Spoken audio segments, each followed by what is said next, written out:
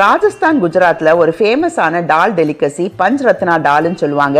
இதுக்கு நான் துவரம்பருப்பு, பச்சை பயிறு, உளுந்தம்பருப்பில் கருப்பு உளுந்தும் எடுத்துருக்கிறேன், வெள்ளை உளுந்தும் எடுத்துருக்கிறேன், கடலைப்பருப்பு, மசூர் டால் எல்லாம் 1/4 கப் எடுத்துருக்கிறேன். எல்லாத்தையும் நல்லா கழுவி எடுத்துட்டு நம்ம குக்கரில் அதோட மஞ்சத்தூள், சீரகத்தூள், பட்டை, ஒரு பிரிஞ்சி இலை, கிராம்பு 2, 1 ஏலக்காய், பெருங்காயத்தூள், 8 பல்லு பூண்டு, 1 டீஸ்பூன் நெய் ஆட் பண்ணி 2 விசிலுக்கு நல்லா குக் பண்ணி எடுங்க.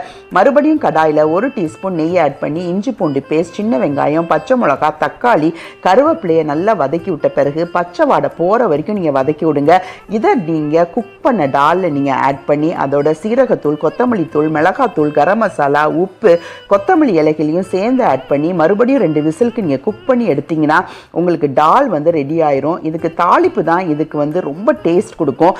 இதுக்கு நான் திரும்பவும் நெய் ஆட் பண்ணி சீரகத்தூள், கஸ்தூரி மேத்தி, மிளகாத்தூள் வச்சு தாளிப்பு கொடுத்துருக்கிறேன். இது ஒரு எக்ஸலண்ட்டான ரெசிபி. கண்டிப்பாக